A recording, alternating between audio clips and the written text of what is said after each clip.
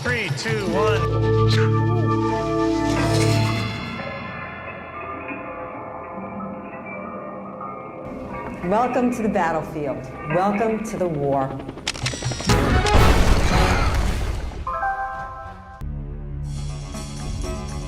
For God's sake, this man cannot remain in power. 1, 2, 3. I didn't grow up around kids like that, but I got you.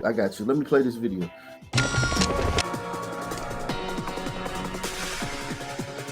Meet Breonna Taylor. She was 26 and asleep at home. 3 plainclothes police officers arrived at her apartment and said they wanted to search the place. Why? For drugs, they said. Man, oh man, oh man, oh man. Wow. Whew. This Breonna Taylor situation. Yikes, my nigga. Like literally, yikes, my nigga. I thought it was bad, but reading this transcript of the evidence that the police have against her and her drug syndicate that they've been investigating since 2016 with Jamarcus Glover, aka Chapo, arguing with his baby mother over Breonna's holding his money and his connection to it, and her connection to the syndicate, and being just a pivotal, integral figure in this drug organization. They not gonna tell you she been under investigation from 2016, and I've been there before. It's nothing to be proud of or anything. It's just experience. It would be just like if I was talking about sports and I played in the fucking league, and now I'm talking about the fucking games. It would be no different. Let's get it started. And oh yeah, before we get started, she didn't deserve to die. For all y'all. She didn't deserve to die. So starting on December 3rd, 2016, the Louisville Metropolitan Police Department Homicide Unit learned that the vehicle in their most recent victim, Hernandez Bowman, was found in a rental that had been rented by Breonna Taylor with an address of 3003 Springfield Drive, apartment 4, Louisville, Kentucky. Oh, Rick, the man killed tonight was the city's 111th homicide victim of 2016, and he was young. Police say he was in his late teens, early 20s. When I was on scene just a short time ago, I talked to several neighbors that heard the shots, about 10 that ended that young man's life. Miss Breonna Taylor stated that she had been dating Jamarcus Glover for approximately 3 to 4 months and allowed him to drive her rental car. Breonna Taylor provided detectives with the contact phone number, which is the same number that Jamarcus Glover, aka Chapo, provided on February 14, 2020, when he called the Louisville Metro Police Department's 1st Division to file a complaint for his vehicle being towed, as well as the same phone number that is consistent with a history of jail calls between Jamarcus Glover and Miss Taylor. Because I just always be worried about you. Not like with you and bitches, but just period. With the police. Like all kind of shit. I love you. I love you too.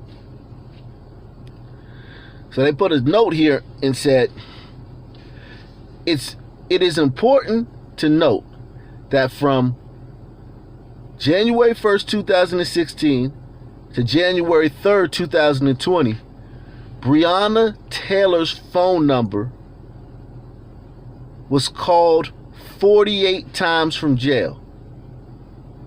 Unfortunately, several of the calls are no longer available to listen to. And when the number is called from booking, it does not provide an inmate's name. However, once the inmate is booked and assigned to a dormitory, the system is able to track the inmate that is making the call. In the time frame referenced above, Jamarcus Glover called Breonna Taylor 26 times from his dormitory, and a male by the name of Curtis Palm called Breonna Taylor 7 times from his dormitory. Curtis Palm has a conviction of possession of controlled substances of cocaine from 2016, as well as a history of other felony convictions. Fast forward to January 9th, 2020. At this point in the investigation, PBI detectives had conducted physical surveillance and surveillance through the pole camera numerous times on the 2400 block of Elliott Avenue. Through the PBI detectives' training and experience, 2424 Elliott Avenue appeared to be a trap house. And the suppliers of the narcotics for the trap house were Jamarcus Glover and Adrian Walker. Jamarcus is Breonna's boyfriend at the time. PBI detectives observed through their surveillance that when the narcotics being dealt from 2424 Elliott Avenue were low,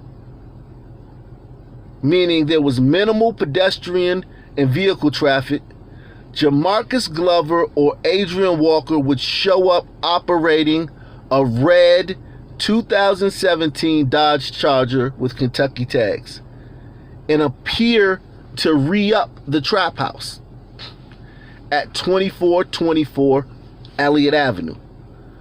Both individuals have been observed either entering, exiting 2424 Elliott Avenue, or dropping suspected narcotics near the sidewalk between the vacant house at 2425 Elliott Avenue and 2427 Elliott Avenue.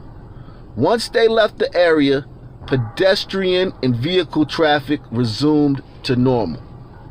I hope they showed you guys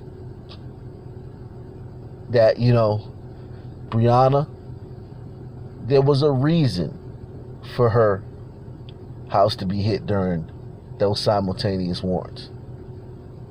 Her being killed was solely because of the actions of Kenneth Walker, who shot at the police when they came through the door. The police made their presence aware to everybody who lived in that apartment building. The story ends with Taylor being shot 8 times. Again, that's America for you. The same America that lectures the world on human rights. The same America where people like Taylor, like Layua, are killed every day by men and women in uniform. And yet, somehow, the White House thinks it has the license to go about schooling the world on human rights. Does the U.S. Secretary of State Antony Blinken know that between 2013 and 2021, American police killed over 9,000 people? 9,000 people. And we are not even counting, and we're not even accounting for the incidents post-May 2021. If killing innocent people is not human rights violation, what is? How about America tries to answer this question first before lecturing others? What about America trying to fix its own problems first? US President Joe Biden has not spoken a word yet about the murder of Layua. There has been no statement of condemnation from the White House, no words of solace for Layua's family. In fact, the black man's death is barely national news. People have been protesting the killing, demanding justice, but the federal authorities could not care less. A generation ahead,